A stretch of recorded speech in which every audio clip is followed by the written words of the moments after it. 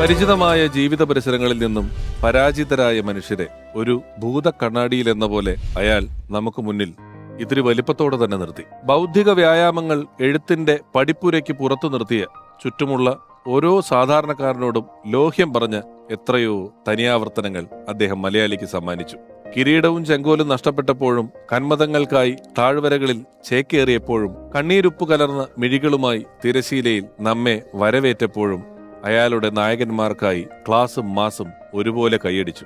മേലെടുത്ത് രാഘവൻ നായരും സേതുമാധവനും ബാലമാഷും ഭാനുവും റോയിയും ആന്റണിയും അലിയാരും ചന്ദ്രുവും സരോജിനിയും കല്ലിയൂർ ഗോപിനാഥനും വാറുണ്ണിയും വിദ്യാധരനും ബാബുവും ശശികുമാറും തുടങ്ങിയ എത്രയെത്ര കഥാപാത്രങ്ങൾക്കാണ് അദ്ദേഹം വിജയജാതകം എഴുതിവെച്ചത്. കഥകളുടെ എഴുതാപ്പുറങ്ങൾ ബാക്കിയാക്കി കാലമെന്ന സൂത്രധാരൻ പൊടുന്നനെ മടക്കി വിളിച്ച അനശ്വരനായ ചലച്ചിത്ര പ്രതിഭ. ഓർമ്മകളിൽ എന്നും ലോഹിതദാസ്.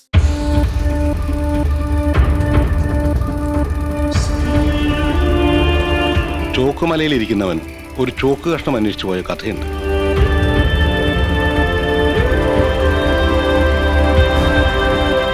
നിന്റെ എല്ലാ സങ്കടങ്ങളും തീർക്കുമെന്ന് പ്രതീക്ഷിക്കാം. പ്രതീക്ഷകളാണല്ലോ നമ്മളെയൊക്കെ ജയിപ്പിക്കുന്നത്. ഒന്നാം തരം തിരക്കഥകൾ എഴുതിയിരുന്ന തോപ്പിൽ ഭാസിയും പത്മരാജനൊക്കെ നമ്മളെ വിട്ടു പോയി. MTയും ടീതാമരനൊക്കെ വല്ലപ്പോഴും മാത്രമേ എഴുതുന്നുള്ളൂ.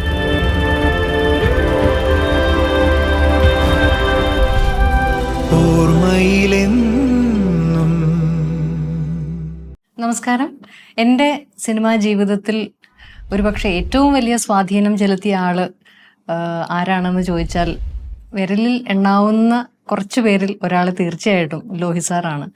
ഞാൻ ലോഹി സാറിനെ ആദ്യമായിട്ട് കാണുന്നത് സല്ലാപത്തിന്റെ സ്ക്രീൻ ടെസ്റ്റിന് അല്ലെങ്കിൽ ഓഡീഷന് വേണ്ടിയിട്ട് അദ്ദേഹം എന്നെ നേരിട്ട് കണ്ടപ്പോഴാണ്.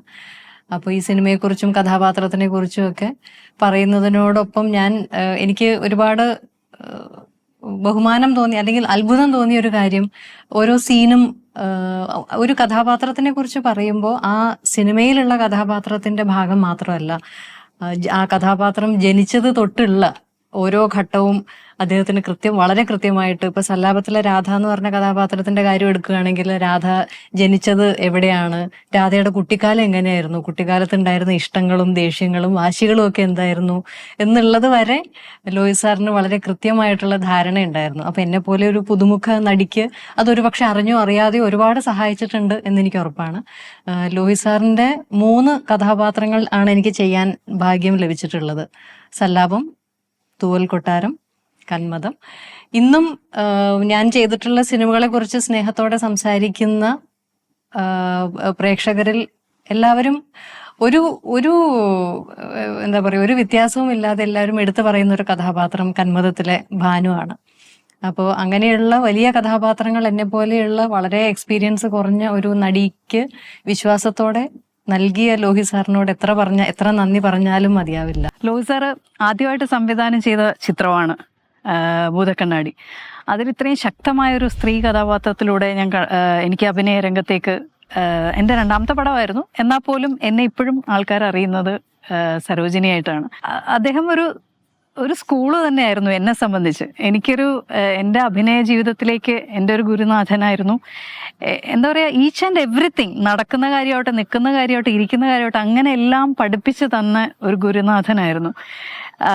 അദ്ദേഹം തന്നിട്ടുള്ള ക്ലാസ് അത് തന്നെയാണ് എൻ്റെ അഭിനയ ജീവിതത്തിൽ ഇപ്പോഴും തുടർന്നുകൊണ്ടിരിക്കുന്നത്.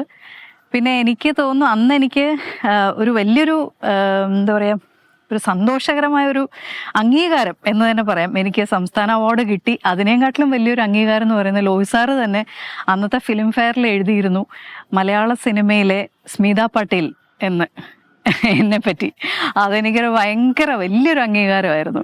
ഞാനിപ്പോഴും ശ്രീലക്ഷ്മിയായിട്ട് അറിയപ്പെടുന്നത് ലോഹി സാറിന്റെ അനുഗ്രഹം തന്നെയാണ്. തൂവൽ കൊട്ടാരം നിന്ന് തുടങ്ങി വീണ്ടും ചില വീട്ടുകാര്യങ്ങൾ, അഗെയിൻ സത്യനന്ദിക്കാടിന്റെ ചിത്രത്തില് അതിലും ഒരു നല്ലൊരു കഥാപാത്രം ചെയ്യാൻ സാധിച്ചു.